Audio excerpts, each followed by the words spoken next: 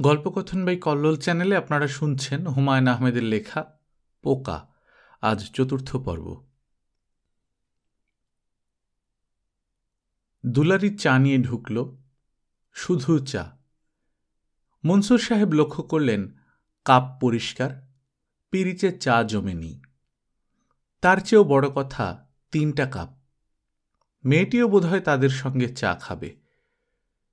এইসব পরিবারে এই ধরনের ভদ্রতা ঠিক আশা করা যায় না। এরা সচরাচর স্বরভাষা ঠান্ডা চা কাজের লোক দিয়ে পাঠিয়ে দেয়। একটা পিরিচে থাকে মিয়ানো টক স্বাদের কিছু বাসি চানাচুর।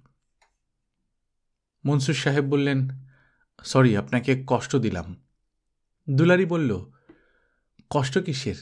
কোনো কষ্ট না। বলেই খানিকটা অস্বস্তির সঙ্গে বলল, ওর অফিসে কোনো ঝামেলা হয়নি তো? মনসুর সাহেব বললেন, না না, কোনো ঝামেলা হয়নি, আপনি দুশ্চিন্তা করবেন না কোনো। দুলারি বলল, ওকে নিয়ে আমি খুব দুশ্চিন্তার মধ্যে থাকি। ওসমান সাহেব খানিকটা ঝুঁকে এসে বললেন, দুশ্চিন্তা কেন? এমনি দুশ্চিন্তা। ওনার পোকার ব্যাপারটা কি আপনি জানেন? দুলারি হক চকিয়ে গেল।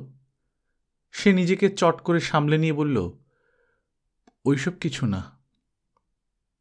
আপনার সঙ্গে এ নিয়ে আলোচনা হয় না? মাঝে মধ্যে বলে। কি বলে? দুলারি শঙ্কিত গলায় বলল, পোকা নিয়ে কি অফিসে কোনো সমস্যা হয়েছে? মনসুর সাহেব বললেন, না, কোনো সমস্যা হয়নি। উনি বলেছিলেন পোকাদের সঙ্গে তার যোগাযোগ আছে। শুনে আমি কৌতূহল বোধ করছি। এইরকম তো সাধারণত শোনা যায় না। ব্যাপারটা কি সত্যি? জানি না। আপনার সঙ্গে এ নিয়ে কোনো আলাপ হয় না? ও কথা টথা বিশেষ বলে না। আপনাদের বিয়ে হয়েছে কতদিন হল? অল্প দিন। আচ্ছা, আলতাফ সাহেব, ওনার এক মামাতো বোন আছে, দুলারি, সে কি এই বাড়িতে আছে? দুলারি চমকে উঠে বলল, আমার নামই দুলারি। মনসুর সাহেব অস্বস্তির সঙ্গে বললেন, আচ্ছা আচ্ছা। আলতাফ সাহেব তার মামাতো বোনের কথা আমাকে বলেছিলেন, কিন্তু তাকেই বিয়ে করেছেন সেটা বলেননি। ও নিজে থেকে কিছু বলবে না, জিজ্ঞেস করলে উত্তর দেবে, জিজ্ঞেস না করলে চুপ করে থাকবে। আপনি পোকাদের ব্যাপারে তাকে কিছু জিজ্ঞেস করেননি? করেছি। উনি কি বলেন? আসলেই পোকারা তার সঙ্গে কথা বলে? হুম। আপনি তার কথা বিশ্বাস করেন? হ্যাঁ। কেন বিশ্বাস করেন? আপনি কোনো প্রমাণ পেয়েছেন? না। তাহলে কেন বিশ্বাস করেন? ও তো কখনো মিথ্যে কথা বলে না। আলতাফ এই পর্যায়ে বাজারের ব্যাগ হাতে ঘরে ঢুকল। মনসুর সাহেবকে দেখে সে মোটেই অবাক হল না, যেন এটাই স্বাভাবিক। অফিসের বড় সাহেবকে সন্ধ্যাবেলা ঘরে বসে থাকতে দেখা যেন খুবই সাধারণ ঘটনা। মনসুর সাহেবই আগ বাড়িয়ে কথা বললেন, আলতাফ সাহেব ভালো আছেন? জি স্যার। বাজার করে ফিরলেন? জি। আপনার সঙ্গে কথা বলার জন্য এসেছি। আমার বন্ধুকে নিয়ে এলাম। উনি ডক্টর ওসমান, মাস্টারি করেন। আপনি বরং হাত মুখ ধুয়ে আসুন। জি আচ্ছা স্যার। আমরা অসময়ে এসে আপনার অসুবিধা করলাম না তো? জি না। মনসুর সাহেব কৈফিয়ত দেওয়ার মতো ভঙ্গিতে বললেন, পোকামাকড় হচ্ছে আমার বন্ধুর বিষয়। সে এই বিষয়ে বিশ্ববিদ্যালয়ে পড়ায়। তার আগ্রহেই আপনার কাছে আসা। জি আচ্ছা স্যার। যান, আপনি হাত মুখ ধুয়ে ফ্রেশ হয়ে আসুন। আলতাফ চলে গেল। আলতাফের সঙ্গে দুলারিও বের হয়ে গেল। তার অনেক কাজ। রান্না চড়াতে হবে, ঘরে মশলা নেই, মশলা পিষতে হবে। বাজারের গুঁড়া মশলা বজলুর রহমান খান না। ঘরে কাজের লোক নেই। ডক্টর ওসমান মনসুর সাহেবের দিকে ঝুঁকে এসে বললেন, বেকুব ধরনের মানুষ বলে মনে হচ্ছে। মনসুর কিছু বললেন না। ডক্টর ওসমান বললেন, এদের পেছনে সময় নষ্ট করার কোনো মানে হয় না। চলে যেতে চাও? এসেছি যখন বসি। আলতাফ এসে সামনে বসল। তার বসার ভঙ্গিতে কোনো রকম দ্বিধা বা সংকোচ দেখা গেল না। ডক্টর ওসমান হাসি মুখে বললেন, আলতাফ সাহেব, আপনার পোকাদের বিষয়ে কিছু বলুন। কি বলবো? যা বলতে চান বলুন। কিছু বলতে চাই না স্যার। বলায় সমস্যা আছে? জি না, ইচ্ছা করে না। ওসমান সাহেবের ভুরু কুঁচকে উঠল। লোকটা যে নির্বোধ এ বিষয়ে তিনি পুরোপুরি নিঃসন্দেহ হলেন।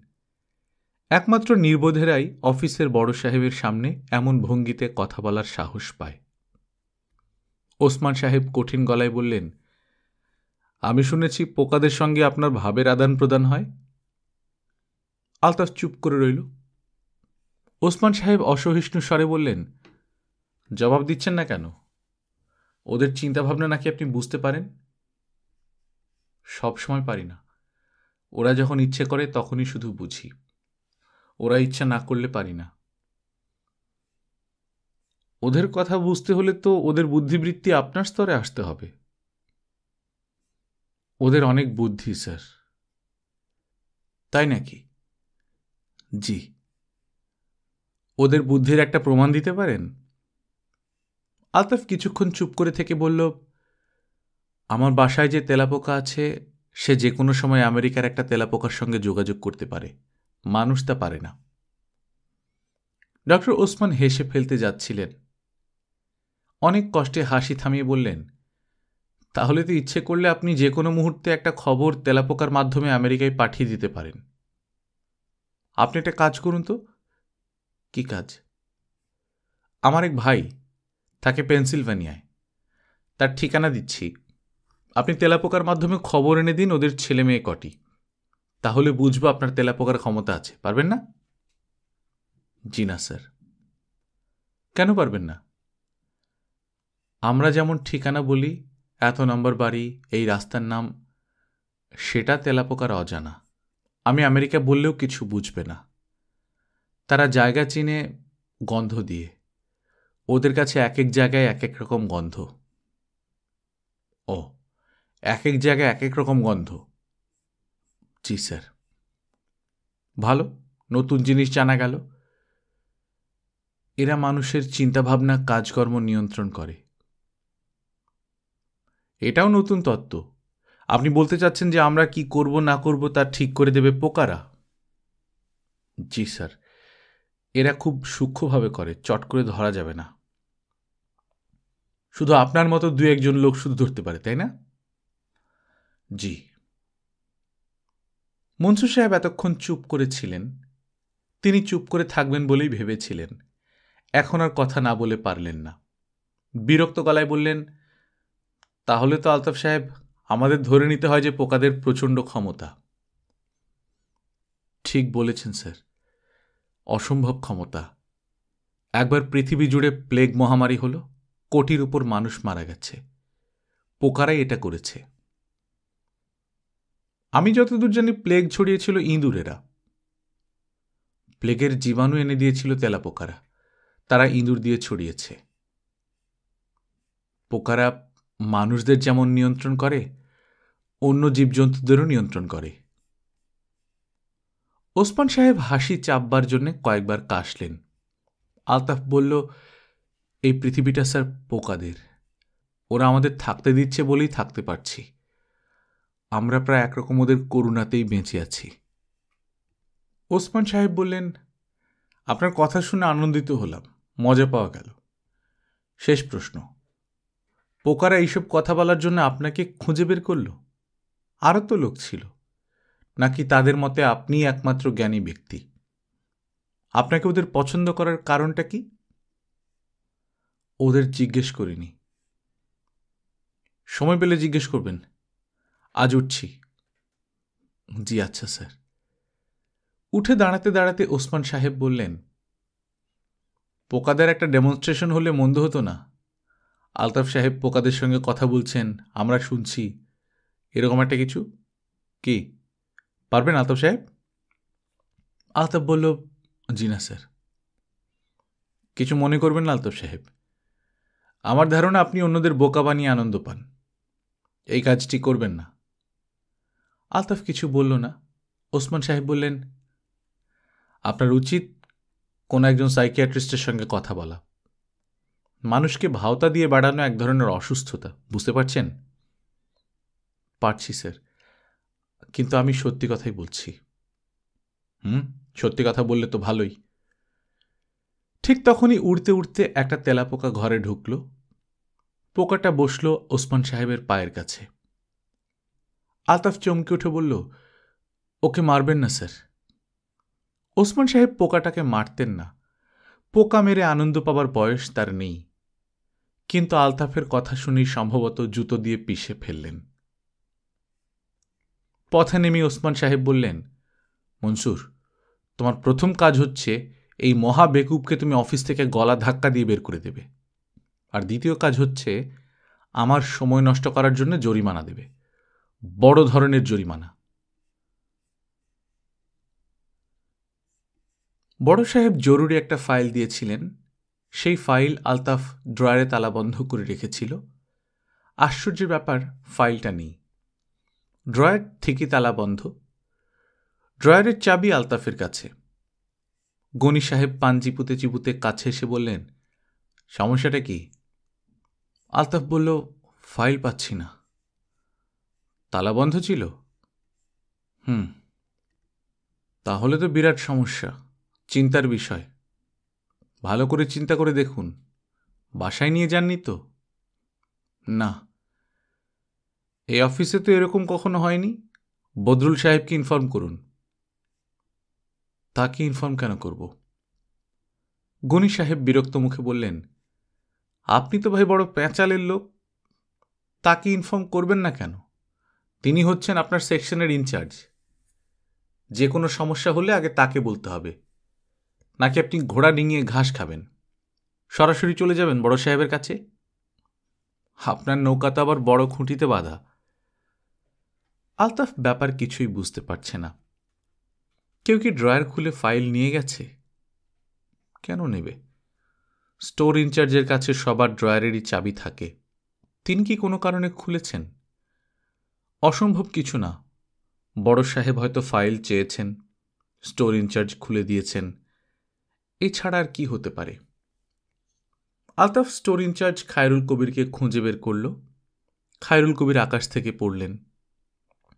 কি বলছেন আপনি? আমি কেন আপনার ড্রয়ার খুলব? এই ধরনের অ্যালিগেশন সাবধানে দেবেন। আমি অ্যালিগেশন দিচ্ছি না, জানতে চাচ্ছি। ব্যাপার একই। বড় সাহেবের সঙ্গে দহরম মহরম বলে ধরাকে সরা দেখছেন? কি পেয়েছেন আপনি? কি ভাবেন আমাকে? আপনি শুধু শুধু রাগ করছেন। আপনার সঙ্গে কোনো কথা বলতে চাচ্ছি না, দয়া করে বিদায় হন।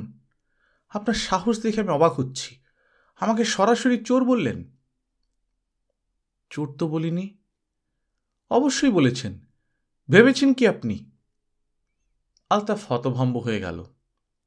এই লোকটা এমন করছে কেন? কেন শুধু শুধু রেগে যাচ্ছে? সে নিজের জায়গায় ফিরে এলো। কি করবে বুঝতে পারছে না। বড় সাহেবকে জানানো উচিত, সাহসে কুলাচ্ছে না। ভয় ভয় লাগছে। আলতাফ ড্রয়ার বন্ধ করে ক্যান্টিনের দিকে রওনা হল। ক্যান্টিনে সে কখনো আসে না, এই প্রথম আসা। কোনার দিকে একটা খালি টেবিলে একা একা বসে রইল। ক্যান্টিনের বেয়ারা এক কাপ চা না চাইতেই দিয়ে গেল।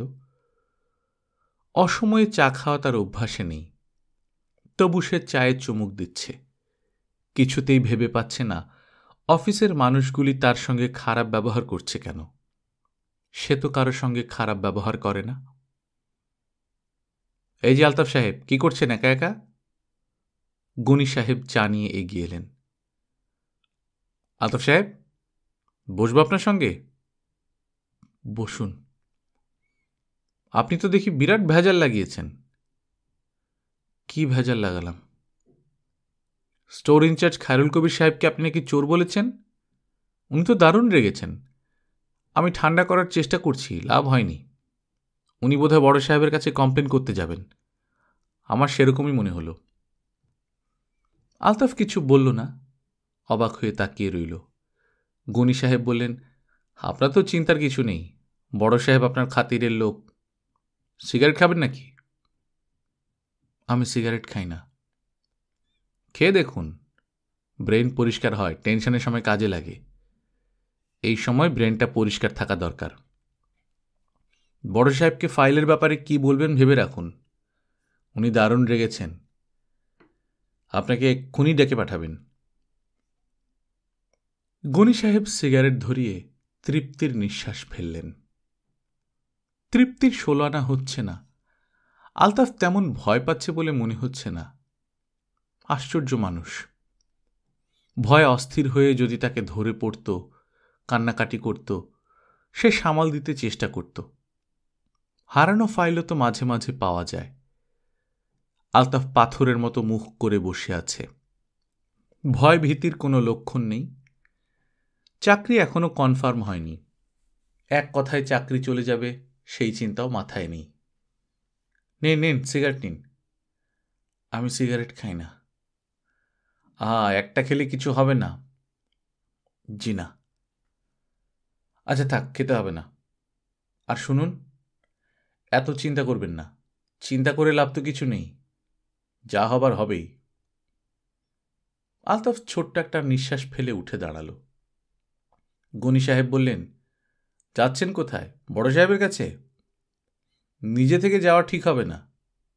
বড় সাহেব ডাকুন, তারপর যাবেন। এর মধ্যে ভেবে ভেবে একটা প্ল্যান অফ অ্যাকশন বের করুন। বড় সাহেবের খাস বেয়ারা মকবুল এসে ঢুকল। গনি সাহেবের দিকে তাকিয়ে বলল, স্যার আপনারে ডাকে। গনি সাহেব বিস্মিত হয়ে বললেন, আমাকে কেন? তুমি বোধহয় ভুল করছো, উনি আলতাফ সাহেবকে ডাকছেন। যে না, আপনারে ডাকে, স্পষ্ট করে বলছেন গনি। গনি সাহেব দরজার বাইরে থেকে বললেন, স্যার আসবো? বড় সাহেব বললেন, ইয়েস, কাম ইন প্লিজ। তিনি ঘরে ঢুকে হাসি মুখে বললেন, কেমন আছেন স্যার? বড় সাহেব তার উত্তর না দিয়ে বললেন, বসুন। তিনি বসলেন। বসতে বসতে তার মনে হলো কিছু একটা হয়েছে। দুয়ে দুয়ে চার মিলছে না। ব্যাপারটা কি? মনসুর সাহেব ফাইলে চোখ বোলাচ্ছিলেন। ফাইল বন্ধ করে তাকালেন। তার চোখ কালো চশমার আড়ালে বলে গনি সাহেব বড় সাহেবের চোখের ভাব ধরতে পারলেন না। তার অস্বস্তি আরো বাড়ল। গনি সাহেব, জি স্যার। ব্যাপারটা কি বলুন তো? কি ব্যাপার স্যার? আমি তো কিছু জানি না। আমি আলতাফ সাহেবকে একটা জরুরি ফাইল দিয়েছিলাম, সেটা জানেন? জি না স্যার, আমি তো কিছুই জানি না। কি ফাইল? মনসুর আলী জবাব দিলেন না। স্থির চোখে তাকিয়ে রইলেন। গনি সাহেব সঙ্গে সঙ্গে বুঝে গেলেন তিনি একটা বড় বোকামি করেছেন। ফাইল সম্পর্কে তিনি কিছুই জানেন না তা বলা ঠিক হয়নি, কারণ এর মধ্যে স্টোর ইনচার্জ খায়রুল কবির নিশ্চয়ই বড় সাহেবের সঙ্গে কথা বলেছে। কথা প্রসঙ্গে তার কথা আসতে পারে, আসাটাই স্বাভাবিক। গনি সাহেব, জি স্যার।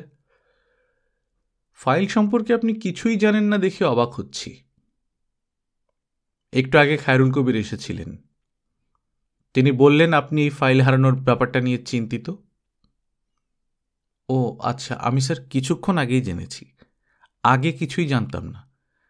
আমি ভেবেছি আপনি জানতে চাচ্ছেন যে আগে কিছু জানতাম কিনা। মনসুর সাহেব ড্রয়ার খুলে সিগারেটের কেস থেকে সিগারেট বের করলেন। গনি সাহেব বললেন, আমি স্যার খুব চিন্তা করছি যে এটা হলো কি করে। ড্রয়ারে তালা বন্ধ করা ফাইল তো আর হাওয়ায় উড়ে যেতে পারে না। আপনার কি মনে হয় কোথায় গেছে?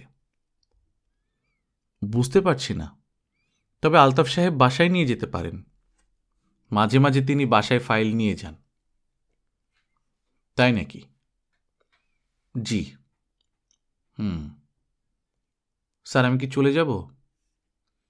একটু বসুন। মনসুর আলী সিগারেট টানতে লাগলেন। গনি সাহেব এই ঠান্ডা ঘরে বসেও ঘামতে লাগলেন। গনি সাহেব, জি স্যার। ফাইলটা খুব জরুরি। আজ সন্ধ্যার মধ্যে আপনি এটা বের করে দেবেন। আমি কোত্থেকে বের করব? আপনি খুব কর্মঠ মানুষ, আপনার বুদ্ধিশুদ্ধিও পরিষ্কার। আপনি কিভাবে বের করবেন সেটা আপনি জানেন। স্যার, আপনার কথায় আমি মর্মাহত। মর্মাহত হবার কিছু নেই। এখন যান, ফাইলের ব্যাপারে ব্যবস্থা করুন। গনি সাহেব বের হয়ে এলেন, তার কান ঝাঁঝা করছে। বড় সাহেব লোকটি ক্ষমার অযোগ্য একটা কাজ করেছে, সরাসরি চোর বলেছে। এর একটা বিহিত হওয়া দরকার। ধরাকে সরাজ্ঞান করছে। কত বড় সাহস! এত সাহস সে পেল কোথায়? খায়রুল কবির কিছু বলেছে নাকি? বলে ফেলতে পারে, বোকা টাইপের লোক। মনে হচ্ছে বড় সাহেব তাকে পেঁচে ফেলে দু একটা প্রশ্ন করেছেন, আর সে ভর ভর করে পেটের সব কথা বলে ফেলেছে। গনি সাহেব অতি দ্রুত চিন্তা করছেন, যেভাবেই হোক বড় সাহেবকে একটা শিক্ষা দিতে হবে। চোর বলার জন্য হাত জোড় করে ক্ষমা চাইতে হবে। শুধু হাত জোড় করে ক্ষমা চাইলেই হবে না, কাগজে পত্রেও থাকতে হবে। ইউনিয়ন কি জিনিস এটা বড় সাহেবকে টের পাইয়ে দিতে হবে। কিছু জরুরি টেলিফোন করা দরকার। বড় সাহেবকে ঘেরাও করতে হলে শুধু অফিসের লোক দিয়ে হবে না, বাইরের কিছু লোকজনও দরকার। বড় ধরনের কিছু করতে হলে কয়েকটা জর্দার কৌটা লাগবে। কত ধানে কত চাল তা জানার সময় হয়ে গেছে।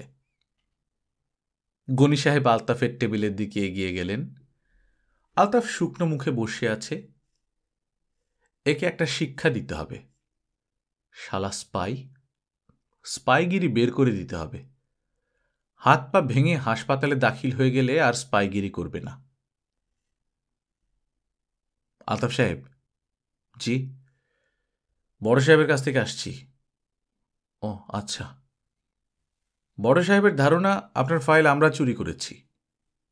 আলতাফ চুপ করে রইল। গনি সাহেব বললেন, আপনি স্যারকে এই কথা বলেছেন, তাই না? আমি কিছু বলিনি। স্পাইগিরি করছেন? পেয়েছেনটা কি? আলতাফ তাকিয়ে রইল। গনি সাহেব ক্যান্টিনের দিকে রওনা হলেন। মাথা গরম করলে চলবে না, মাথা ঠান্ডা রাখতে হবে।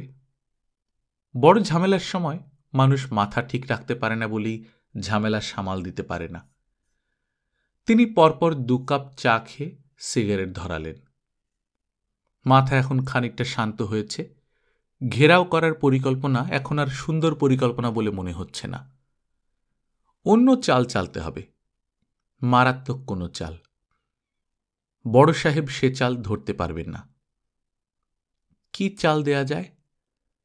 হারানো ফাইল ফেরত দেয়া যায়। বড় সাহেবকে যদি বলা হয় যে ফাইল পাওয়া গেছে আলতাফের বাসায়, তাহলেই হলো। খুব বিনয়ের সঙ্গে বলতে হবে। এতে বড় সাহেবের গালে একটা চড় দেয়া হবে, মোলায়েম চড়। ফাইল গনি সাহেবের কাছেই আছে, তার ড্রয়ারে তালাবন্ধ অবস্থায় আছে। যা করতে হবে তা হলো ফাইলটা লুকিয়ে নিয়ে চলে যেতে হবে আলতাফের বাসায়। আলতাফকে বলতে হবে, ভাই, আপনার বাসার কাগজপত্রগুলো একটু খুঁজে দেখুন।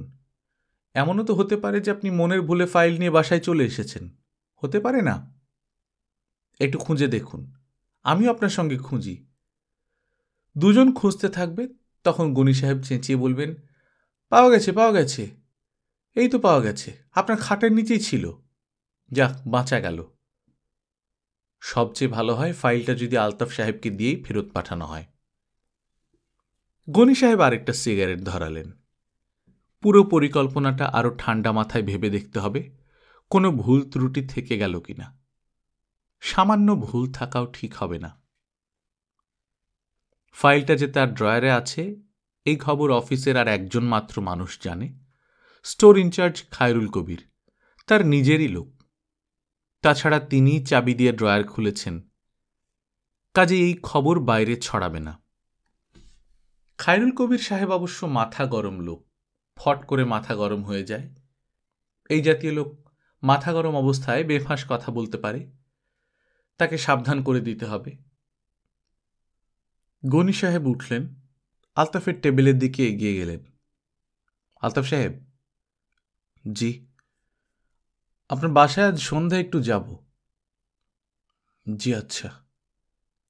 বিবাহ করেছেন তো, তাই না? জি। ভাবির হাতে এক কাপ চা খেয়ে আসব। জি আচ্ছা। অধিকাংশ অফিসেই দেখি কর্মচারীদের মধ্যে কোনো সদ্ভাব নেই। এটা ঠিক না। অফিসের বাইরেও আমাদের একটা জীবন আছে, তাই না? জি।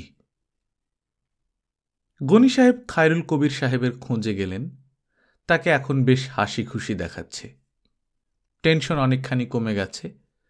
তার মাথায় একটাই চিন্তা, ফাইলটা কি করে আলতাফের বাসায় নিয়ে যাবেন। শীতকাল হলে সমস্যা ছিল না, কোটের ভেতরে নিয়ে যেতে পারতেন। গরমকাল হওয়ায় ঝামেলা হয়ে গেছে। বাজারের ব্যাগে করে নিয়ে যাওয়া যায়, তার সঙ্গে বাজারের ব্যাগ আছে।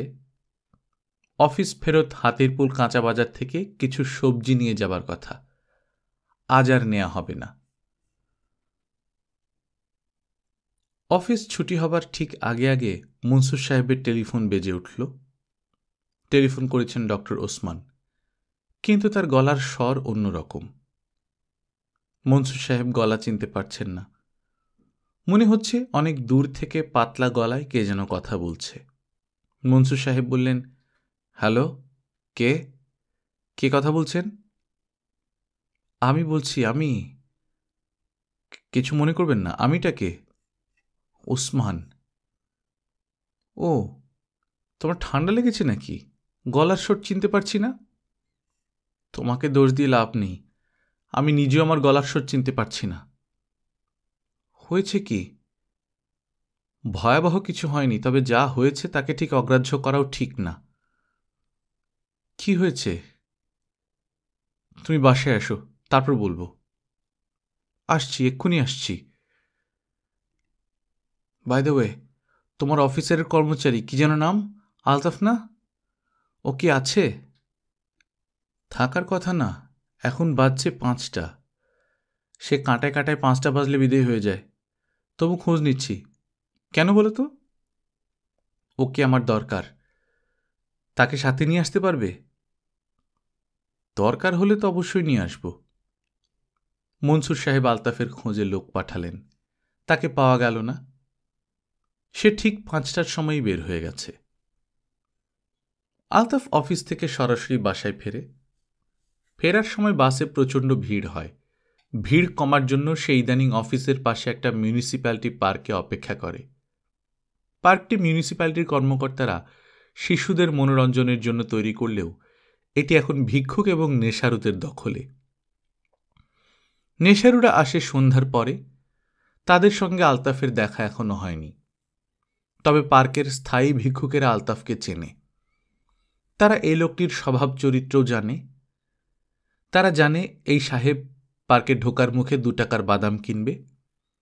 পার্কের সবচেয়ে উত্তরের বেঞ্চির এক কোনায় বসে চুপচাপ বাদাম খাবে। খাবে খুব ধীরে ধীরে। 2 টাকার বাদাম শেষ করতে করতে তার সময় লাগবে 1 ঘন্টার উপর।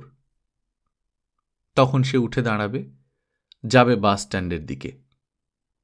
এই লোকের কাছে ভিক্ষা চেয়ে কোনো লাভ হবে না, জানে বলেই ভিক্ষুকেরা কেউ আর এখন তাকে বিরক্ত করে না। আলতাফ বসে আছে বেঞ্চিতে, তার হাতে বাদামের ঠোঙা এবং খানিকটা ঝাল লবণ। আলতাফ বাদাম ভেঙে ভেঙে মুখে দিচ্ছে। 2 টাকার বাদামের ঠোঙায় থাকে 18 থেকে 25টার মতো বাদাম। আজ বাদাম বেশি দিয়েছে। আজ বাদাম আছে 30টা। শেষ করতে অন্য দিনের চেয়ে বেশি সময় লাগবে। লাগুক, তেমন তাড়া নেই। তবে আকাশের অবস্থা ভালো না। মেঘ ডাকছে, বৃষ্টি হবে। ভালো বৃষ্টি হবে। বৃষ্টি শুরু হলে তাকে ভিজতে হবে। ভিজতে তার খারাপ লাগে না। একটাই শুধু সমস্যা, ভেজা কাপড়ে বাসে উঠতে দেয় না। ভিজে গেলে হেঁটে হেঁটে ফিরতে হবে। আলতাফ ছোট্ট করে নিঃশ্বাস ফেলল। আজ তার মনটা খারাপ। শুধু যে খারাপ তা না, বেশ খারাপ। সে বুঝতেই পারছে না সবাই মিলে তার সঙ্গে মিথ্যে কথা কেন বলছে। সে তো সবই বুঝতে পারছে। গনি সাহেবের কাছে ফাইলটা বর্তমানে আছে। তিনি এই ফাইল নিয়ে আজ রাতে একসময় তার বাসায় যাবেন এবং বলবেন, আলতাফ সাহেব, আপনার বাসাটা একটু পরীক্ষা করে দেখব। এমনও তো হতে পারে যে মনের ভুলে ফাইলটা রেখে গেছেন। আলতাফ জানে গনি সাহেবের বাজারের ব্যাগে বর্তমানে ফাইলটা আছে। ফাইলটা নিয়ে তার অনেক কাজকর্ম আছে বলে তিনি আজ বাজারে যেতে পারবেন না। গনি সাহেবের স্ত্রী বলে দিয়েছেন ঘরে কোনো সবজি নেই, সবজি লাগবে। আজও সবজি কেনা হবে না। অথচ এই মহিলা মাছ মাংস কিছু খেতে পারেন না। এই তথ্য পোকারা আলতাফকে জানাচ্ছে। কেন জানাচ্ছে সে জানে না, কিভাবে জানাচ্ছে তাও বুঝতে পারে না। জানতে না পারলেই বোধহয় ভালো হতো, মনের কষ্ট কম হতো। এরা তাকে কেন দেখতে পারছে না? সে কি কোনো অন্যায় করেছে? বৃষ্টির ফোঁটা পড়তে শুরু করল। আলতাফ উঠে দাঁড়াল। হালকা ফোঁটা পড়ছে। বাস স্ট্যান্ডে লোকজন নেই। ইচ্ছে করলেই বাসে উঠা যায়, কিন্তু উঠতে ইচ্ছা করছে না। হেঁটে হেঁটে যাওয়া যাক, পৌঁছতে সন্ধে পার হয়ে যাবে। তাড়া নেই কিছু, আর বাসায় ফিরতে দেরি হলেই ভালো। ইতিমধ্যে নিশ্চয়ই গনি সাহেব চলে যাবেন। তার সঙ্গে দেখা হোক তা আলতাফ চাচ্ছে না। বৃষ্টির বেগ বাড়ছে। আলতাফ নির্বিকার ভঙ্গিতে বৃষ্টির ভেতর দিয়ে এগুচ্ছে। লোকজন অদ্ভুত দৃষ্টিতে তাকে দেখছে। বৃষ্টিতে ভিজে অনেকেই রাস্তায় হাঁটে, তবে তাদের মধ্যে এক ধরনের তাড়া থাকে। এমন নির্বিকার ভঙ্গিতে কেউ হাঁটে না। বজলুর রহমান বললেন, কাকে চান? গনি সাহেব বললেন, আমি আলতাফ সাহেবের খুঁজে এসেছি। ও তো এখনো বাসায় ফিরে নাই। সে কি, 5টার সময় অফিস থেকে বের হলেন? বজলুর রহমান বিরক্ত মুখে বললেন, এই গাধাটার কি কিছু ঠিক আছে? কিচ্ছু ঠিক নাই। অফিসে কি করে তাই তো বুঝি না। আসুন, ভেতরে এসে বসুন। গনি সাহেব অন্ধকার বসার ঘরে ঢুকলেন। বজলুর রহমান বললেন, আপনাকে অন্ধকার ঘরে বসে থাকতে হবে। গাধাটাকে বলেছিলাম 40 পাওয়ারের একটা বাল্ব এনে লাগাতে। লাগিয়েছে ঠিকই, কিন্তু সেই বাল্ব জ্বলছে না। সমস্যাটা কোথায় সে দেখবে না। গনি সাহেব বললেন, স্যার আপনি কাইন্ডলি একটা হ্যারিকেন আনুন, আমি দেখে দিচ্ছি। মনে হয় কোথাও লুজ কানেকশন আছে। না না, আপনি কি দেখবেন? কোনো অসুবিধা নেই স্যার। আলতাফ সাহেব আমার কলিগ, খুবই বন্ধু মানুষ। বজলুর রহমান খুশি হলেন। হ্যারিকেন জ্বালিয়ে নিয়ে এলেন। গনি সাহেব কি করলেন কে জানে, বাতি জ্বলে উঠল। বজলুর রহমান হৃষ্টচিত্তে বললেন, বাবা তুমি আরাম করে বসো, চা খাও। ঘরে কিছু আছে কিনা কে জানে, মনে হয় শুধু চা খেতে হবে।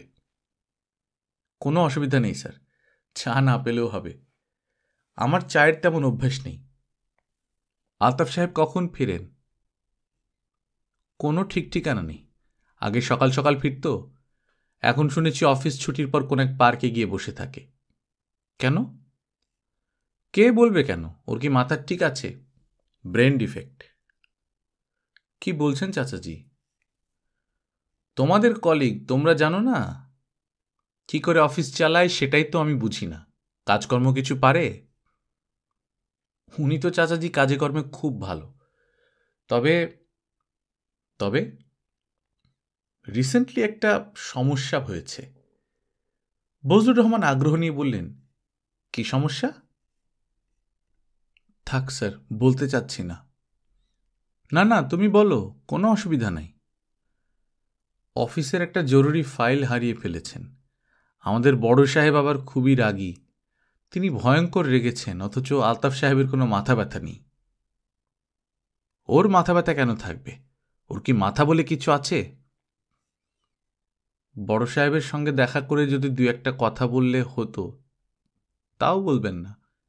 এই বাজারে যদি চাকরিটা চলে যায় চাচাজি, তাহলে অবস্থাটা একবার চিন্তা করুন। চাকরি তো যাবেই। চাকরি আরও আগেই যাওয়া উচিত ছিল। এখনও কেন যায়নি তাই তো আমি ভেবে পাই না। বজলুর রহমান অত্যন্ত আনন্দিত বোধ করছেন। তার কথা অক্ষরে অক্ষরে ফলে যাচ্ছে, এটাই তার আনন্দের বিষয়। গনি সাহেব গলা নিচু করে বললেন, আমার ধারণা উনি ফাইলটা বাসায় নিয়ে এসেছিলেন।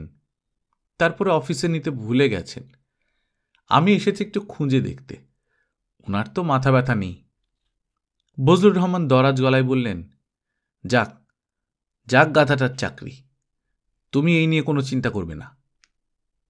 তবু স্যার আমি ভাবছি যদি একটু খুঁজে দেখি। উনি তো খুঁজবেন না। ও কিছুই করবে না। ও শুধু দরজা বন্ধ করে ঝিম ধরে বসে থাকবে আর পোকা নিয়ে ভাববে। গনি সাহেব ইতস্তত করে বললেন, উনি কখন আসেন কে জানে। আমরা কি এই ফাঁকে একটু খুঁজে দেখব? দেখতে চাও দেখো, আমি দুলারিকে বলছি, ও তোমাকে তাদের ঘরে নিয়ে যাবে। 10 মিনিটের মাথায় গনি সাহেব ফাইল হাতে দোতলা থেকে নেমে এলেন। বজলুর রহমানকে দেখে তৃপ্তির নিঃশ্বাস ফেলে বললেন, পাওয়া গেছে চাচাজি, খাটের নিচে খবরের কাগজের সঙ্গে ছিল। বজলুর রহমান বললেন, পাওয়া গেছে বলে এত আনন্দিত হয়েও না, আবার হারাবে। কে জানে, কাল অফিসে যাওয়ার সময় হয়তো বাসে ফেলে রেখে যাবে। গনি সাহেব বললেন, আপনাকে কি চাচাজি একটা ছোট্ট রিকোয়েস্ট করব, যদি কিছু মনে না করেন? মনে করাকরির কি আছে, বলো কি রিকোয়েস্ট? ফাইলটা আলতাফ সাহেবের হাতে না দিয়ে আপনি যদি নিজে নিয়ে যান, বড় সাহেবকে একটু বুঝিয়ে বলেন, স্যার তো খুব রেগে আছেন। কোনো অসুবিধা নেই, আমিই বলবো। আমি যে এসেছিলাম এটা যদি না বলেন তাহলে খুব ভালো হয়। বড় সাহেব আবার আমাকে ঠিক পছন্দ করেন না। উনি যদি শোনেন যে একজন ফাইল হারিয়েছে আর আমি ছোটাছুটি করছি, তাহলে আরও রেগে যাবেন। না না, তুমি নিশ্চিন্তে থাকো, আমি তোমার কথা কিছুই বলবো না। গনি চা খেলেন, মুড়ি খেলেন, দুলারির সঙ্গে কিছুক্ষণ গল্প করলেন। দুলারির কাজের মেয়ে নেই শুনে দুঃখিতও হলেন। যাবার সময় বলে গেলেন, কাল সকালের মধ্যেই কাজের মেয়ের ব্যবস্থা করবেন। এই কাজটা তিনি অবশ্য ভালোই পারেন। কাজের মেয়ের সাপ্লাই চ্যানেল তার খুব ভালো। অফিসের অনেকেরই তিনি এই উপকার করেছেন। দুলারির জন্যেও একটা ব্যবস্থা করতে হবে। তার নিজের বাসায় এই মুহূর্তে 2 জন আছে, তাদের একজনকে দিয়ে যেতে হবে। আলতাফ বাসায় ফিরল রাত 9টার কিছু আগে। সে ভিজে চুপসে গেছে, চোখ লাল। দুলারি বলল, আবার বৃষ্টিতে ভিজে ভিজে এসেছ? কতক্ষণ ভিজেছ বৃষ্টিতে? অনেকক্ষণ। হাত পা একদম নীল হয়ে গেছে, চোখ লাল। আজ নির্ঘাত তোমার জ্বর আসবে। তোমাদের অফিসের একজন কলিগ আজ বাসায় এসেছিলেন, গনি সাহেব নাম, কি যেন খোঁজাখুঁজি করলেন। হ্যাঁ, খুবই ভালো লোক। আমার কোনো কাজের লোক নেই শুনে খুব দুঃখ করলেন। বলেছেন কাল সকাল 10টার মধ্যে একজনকে দিয়ে যাবেন। তুমি তো ঘুমোচ্ছ না, এমন হু হু করছো কেন? যাও বাথরুমে গিয়ে কাপড় ছাড়ো, ভাত দিয়ে দিই। আজ আবার মার শরীরটাও খারাপ, শুয়ে আছেন। দুলারির টেবিলে ভাত বেড়ে আলতাফকে নিতে এসে দেখে আলতাফ ঘর অন্ধকার করে শুয়ে আছে, তার গা গরম। আলতাফ বলল, আমার ভালো লাগছে না, আমি আজ আর কিছু খাবো না। দুধ এনে দিই 1 কাপ, দুধ খাও। না, তুমি বাতি নিভিয়ে দাও। দুলারি বাতি নিভিয়ে দিল। তার খানিকটা মন খারাপ হলো। বৃষ্টি হচ্ছে দেখে সে আজ তেহারি রান্না করেছে।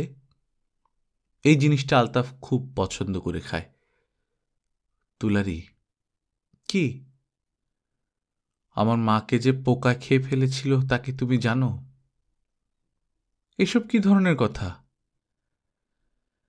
তুমি জানো কি না বলো। জানি, বাবা বলেছিলেন।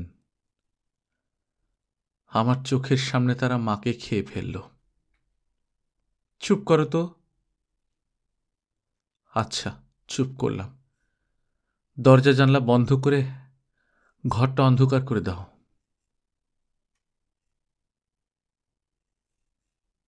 গল্পকথন বাই কল্লোল চ্যানেলে আপনারা শুনছেন হুমায়ুন আহমেদের লেখা পোকা, আজ 4র্থ পর্ব। আমরা নিয়মিত গল্প পাঠ করে শোনাচ্ছি। আপনারা যারা প্রথমবারের মতো শুনছেন কাইন্ডলি সাবস্ক্রাইব করে নেবেন। এই চ্যানেলে আমাদের আরও বহু লেখকের প্রচুর অনেক উপন্যাস আছে। আপনারা আমাদের চ্যানেলের হোম পেজে গিয়ে চাইলে সেই উপন্যাসগুলো শুনে নিতে পারেন।